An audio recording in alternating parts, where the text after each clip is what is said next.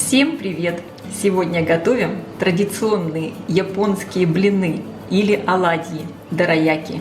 Дораяки получаются очень вкусные, нежные, с пористой структурой.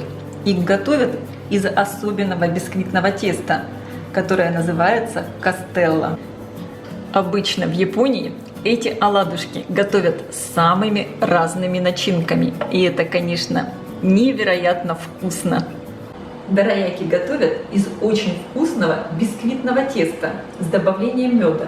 И это тесто называется в Японии кастелло.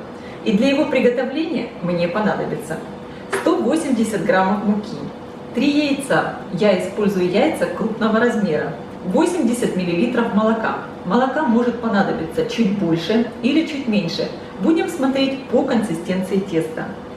Бисквит этот получается такой достаточно сладкий. В него идет сахар 120 граммов и, конечно, мед 30 граммов. Это примерно 1,5 столовые ложки.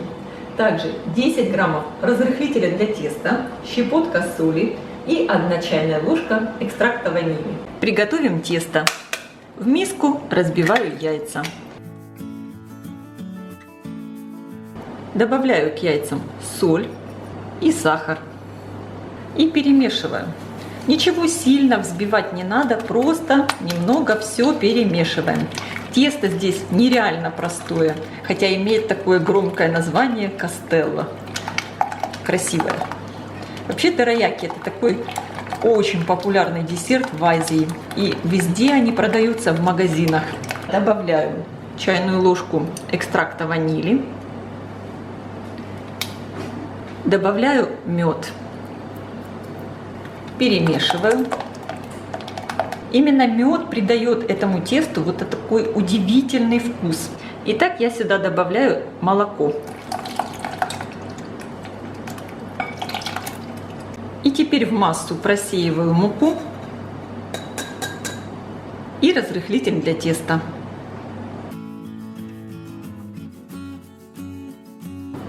И хорошо все перемешиваю, чтобы не было комочков.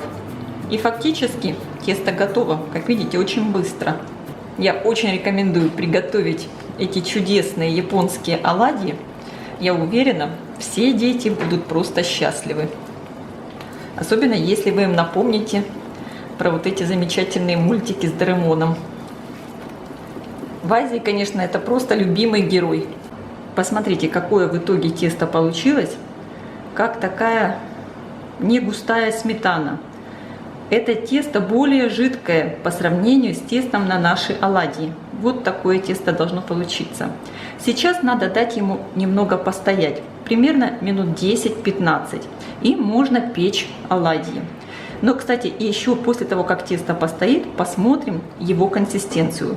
Если понадобится, добавим немного молока. У меня прошло примерно 15 минут. Посмотрите, тесто слегка загустело, и вот меня как раз эта консистенция теста устраивает.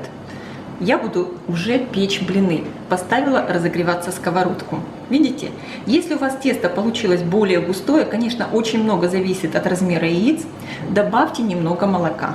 Сковородку я слегка смазываю растительным маслом. Именно слегка. И сейчас еще излишки масла я уберу салфеткой. Все это нужно для того, чтобы именно у наших оладий получился очень красивый и ровный цвет. Сковородка должна быть умеренно горячей.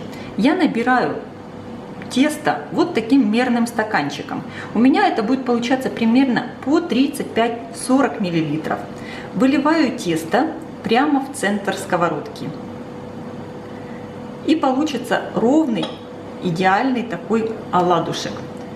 Печем его с двух сторон, до того момента, как появятся такие характерные пузырьки на поверхности оладушка. Конечно, размер оладьев выбирайте сами. Они могут быть более крупные и менее крупные, то есть как вам больше нравится. Посмотрите, на поверхности появляются вот такие пузырьки, их становится все больше. Достаточно важный момент, когда переворачивать именно уже оладушек, когда образовались пузырьки и когда они начинают лопаться. Именно тогда уже надо переворачивать. И первый оладушек я переворачиваю. Быстрым движением переворачиваю. Видите, какой получился красивый. Вот здесь небольшое пятнышко. Это как раз именно здесь, наверное, осталось немного масла на сковородке. Поэтому вот такое пятнышко получилось. Но тоже очень красиво. Буквально 30 секунд обжариваем со второй стороны. И готовый оладушек я снимаю на решетку, чтобы он остывал. Посмотрите, какой он получается горячий с другой стороны. Очень красивый. Слегка снова смазываю сковородку маслом и протираю салфеткой. Выливаю тесто прямо в центр.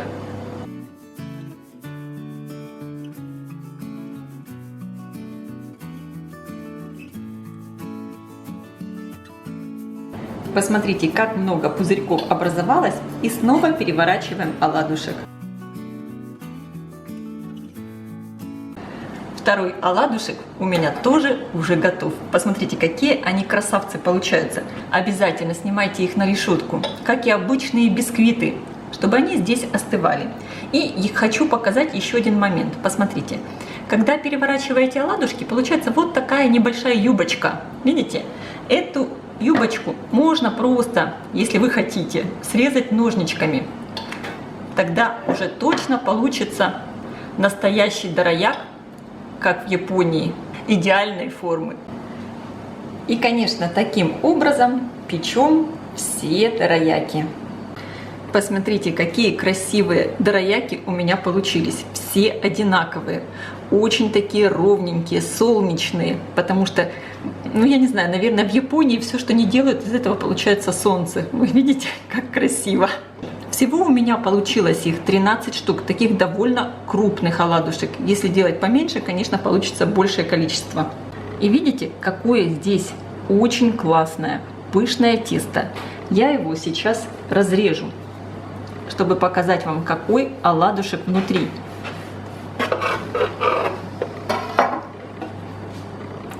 Посмотрите, видите, у него должна быть вот такая пористая структура. Это именно идеальные дораяки. Вот с такими дырочками. Посмотрите, какие эти дораяки получаются замечательные, очень пышные и красивые.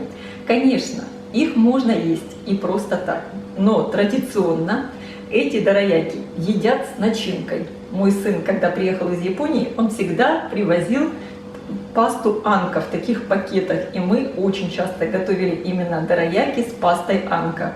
Это самая традиционная начинка. Пасту анка готовят из бобовадзуки. Но вообще, конечно, можно делать самые разные начинки, какие вам нравятся. Мы, например, очень любим творожный крем. Как сделать творожный крем, вы можете посмотреть у меня на канале. Я обязательно оставлю ссылку под видео в описании. Также можно использовать просто творожный крем, но я хочу сделать еще добавку. Добавить нутеллу. Можно использовать просто чисто одну нутеллу, как вам нравится.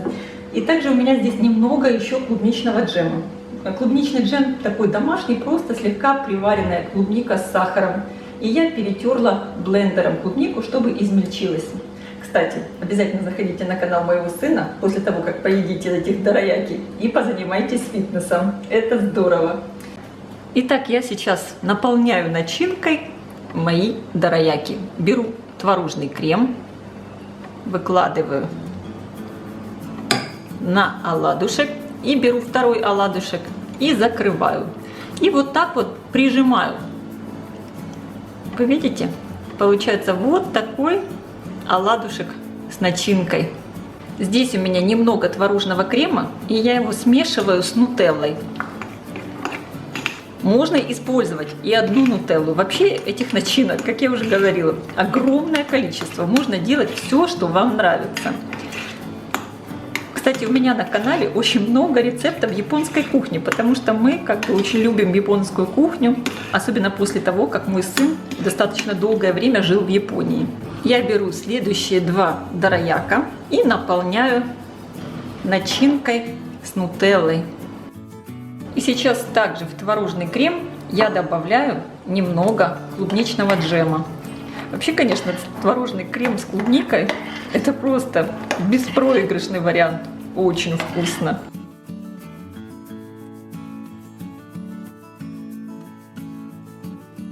Я сейчас разрежу дораяк с начинкой. Вы посмотрите, как красиво они смотрятся. Посмотрите. Но это же вообще просто великолепно. Как это вкусно. Друзья, посмотрите, какая красота получилась.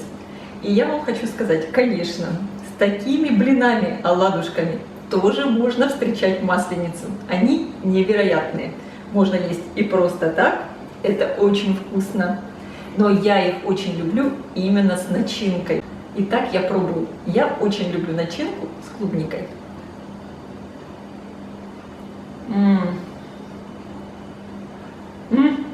Друзья, это очень вкусно. У этих оладушек, блинов, совершенно невероятный потрясающий вкус. С таким медовым ароматом. Я вас уверяю, ваша масленица будет самой вкусной. Обязательно приготовьте и попробуйте. И обязательно делайте с начинкой, потому что с начинкой они получаются еще вкуснее. Я желаю всем приятного аппетита. Ставьте лайки, пишите комментарии. Делитесь этим новым видео с вашими друзьями в социальных сетях.